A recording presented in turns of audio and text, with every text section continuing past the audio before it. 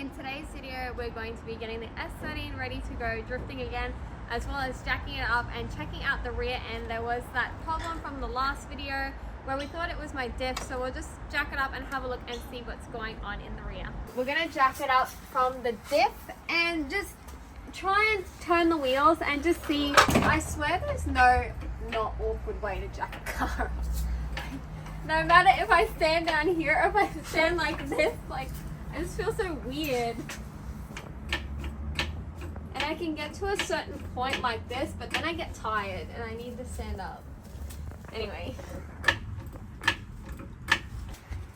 the stand under.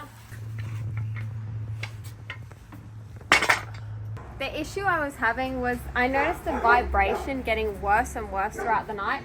And when I went to change my tires, it's going like see that? It's gotten real bad, so I'm assuming it was my diff. Let's hop under and have a look. Laying under here, and like when we turn the axle, it's like the noise is coming from the axle, and I wiggle it and it's got movement like left and right, and it shouldn't have. Yeah, like look at that. So I think it might actually be the axle starting to let go, to be honest. So we have this, luckily it's one of the spares because I have had trouble blowing axles in the past. So we did have a spare laying around. Usually I just raid them off the 180, but this time couldn't do that. So this is the brand new axle. We do run 350Z axles, so this is the brand new replacement.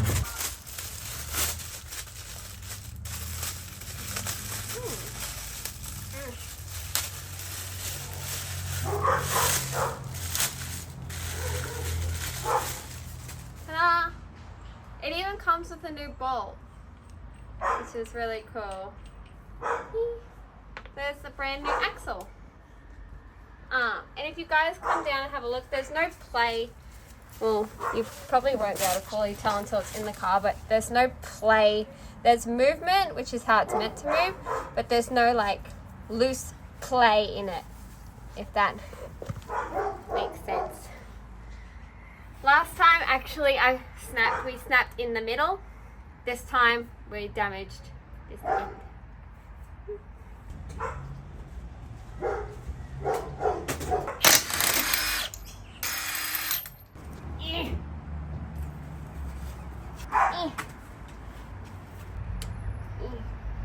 This is probably the hardest part of the whole job.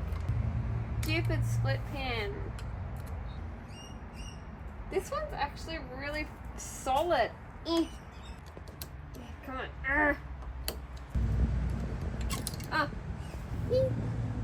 Got it. And now this will come off. Well, it's meant to. It's probably stuck as well. Super easy for the SP gun. And then I'm just going to leave the washer in there. It's too hard to grab. That's it for that. Now we just need to jump under and undo the inner axle bolts that connect to the diff. These are so tight. I feel like I need more leverage. I'm going to start with one back here.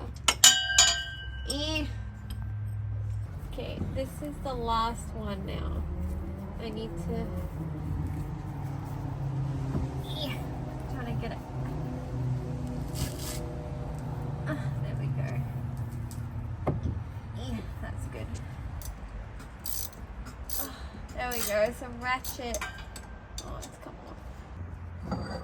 Oh, looks like I'm getting it.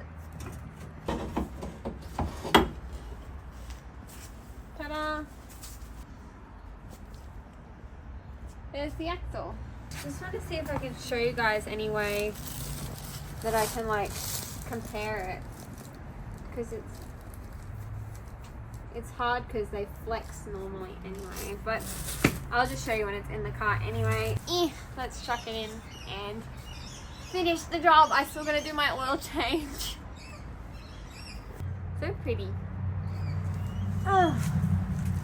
Now the hard part is jamming it back in. Ugh. I'm tired. I don't want to do this. My hand really hurts. I think it's broken.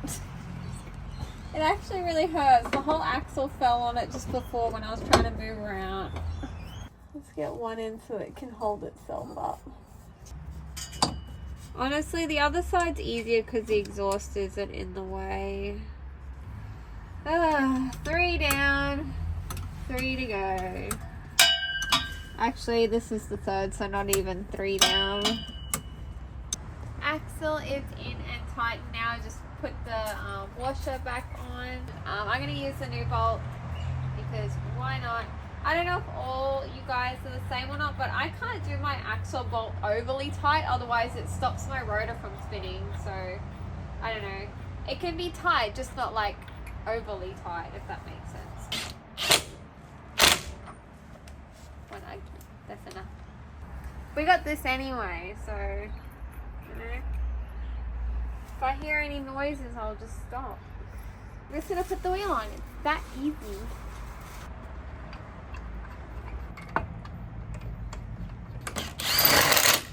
So now it's better. It doesn't clunk.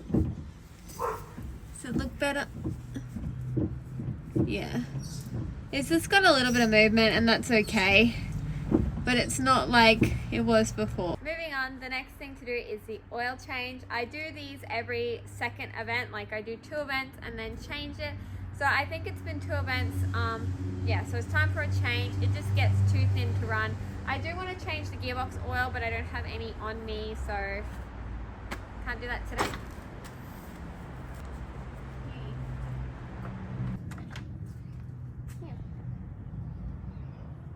E85. I should have thought. Now I'm gonna jack it up by this little piece. I'm gonna chuck them under the front here. You reckon that's good?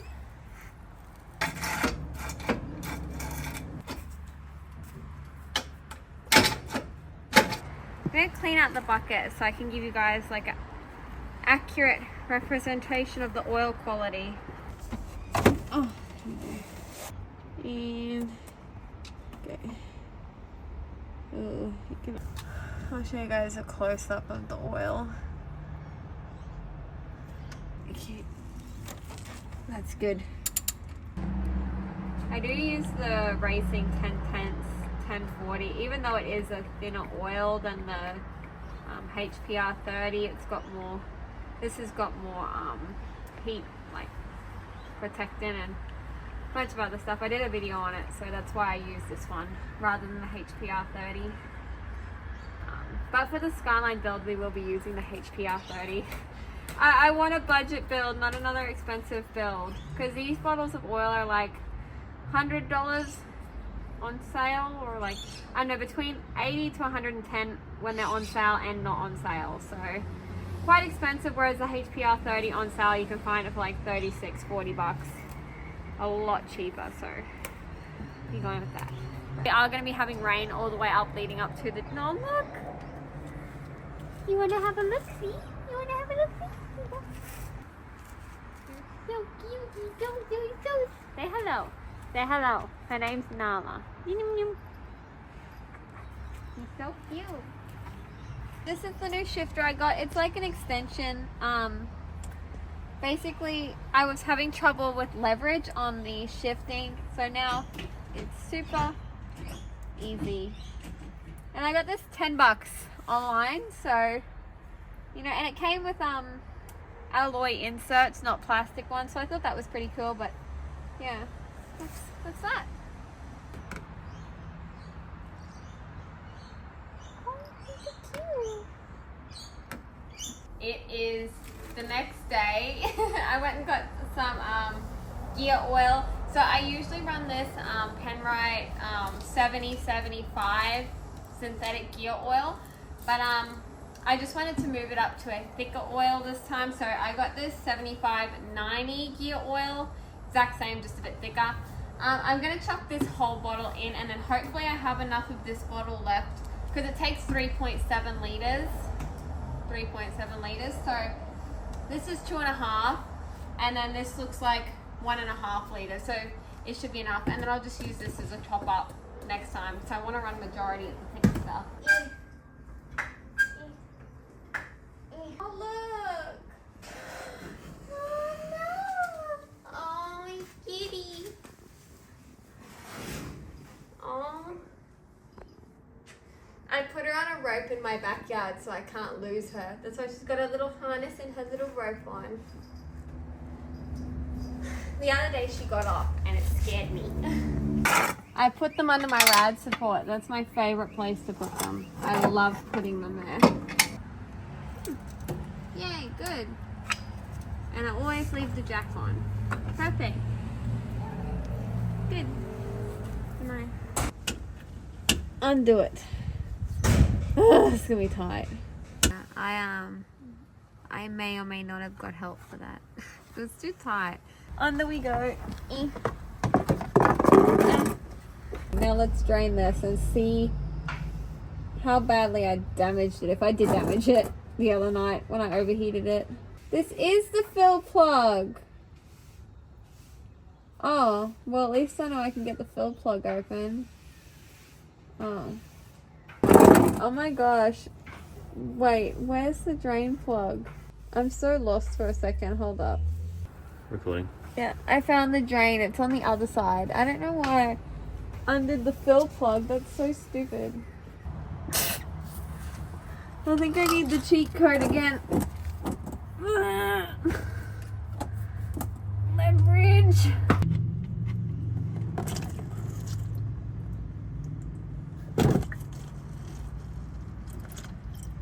It's so thin. It's cold.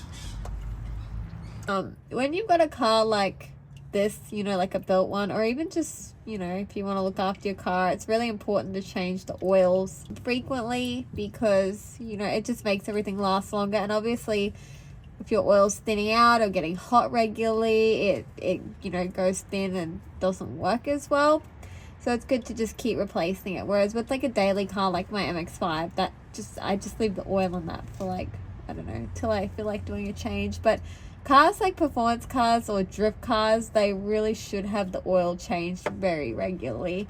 This box oil is only done like less than 5 events. I would say like even like 2 or 3 because I just changed it recently.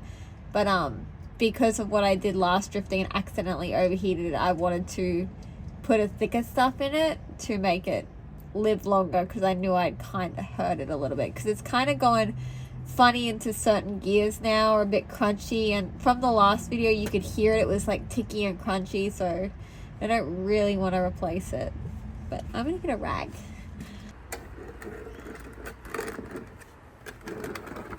Soup. There's heaps of mini metals in it. Mini metals. That's why it looks so like that. Got mini metals in it. So this is my pump. And we're going to use this to pump the oil in.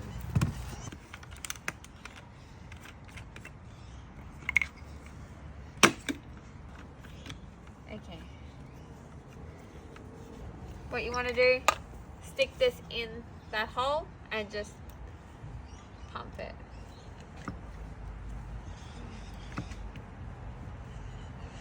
I just get the end bit out because it's dirty to me. Now let's pump it in. Back over to that one where we undid it and we thought it was the drain. This one, and then you just stick this in there. And then basically you just go until it comes out. So you just like this and just sit like this and just do like that. Just sit here for like 30 minutes and push on it. So I'll come back to you guys in about 30 minutes. Okay. The reason why it takes so long is because I get tired and I just end up laying under here. I pump it like, and I'm like, yeah, and I look and I've only done like 200 mils, and then I'm like, I'm gonna lay here for a little bit. Yeah. I want to go until it just drips out the side, and that means that it's full. So I just put the thing in. I'm going to tighten it up. My arms are so tired from pumping. I think that's tight enough.